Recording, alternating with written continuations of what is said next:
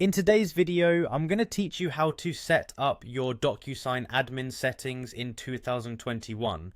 Now, this process may seem a bit daunting at first, but we're here to break it down into manageable steps that will have you up and running in no time.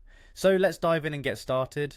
First, you're going to want to head over to the Docusign website. Docusign is one of the leaders in electronic signature solutions and offers smart, intuitive agreement management, making it the perfect tool for your business or personal needs. Once you're on the site, you'll want to navigate to the login section. It should be fairly easy to locate, typically positioned in the top right corner of the homepage. Go ahead and click on that to start signing in. After clicking login, you will need to enter your username and password to access your Docusign account. It's always a good idea to ensure your details are entered correctly to avoid any errors. If you've forgotten your password, don't worry, there's an option to reset it right there on the login page. Once you're logged in, you'll find yourself on the Docusign homepage. From here, you'll want to look for an option labeled Admin. This is where we get into the real setup process.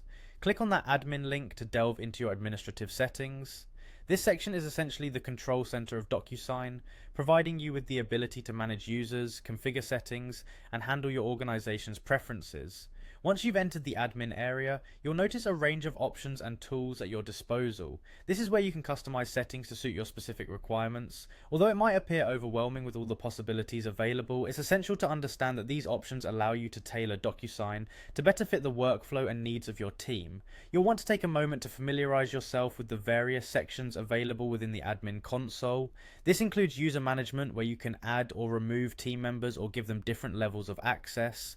There's also the ability to control settings related to branding and even security configurations to ensure all your documents remain safe and sound. And there you have it, your Docusign admin settings are successfully set up.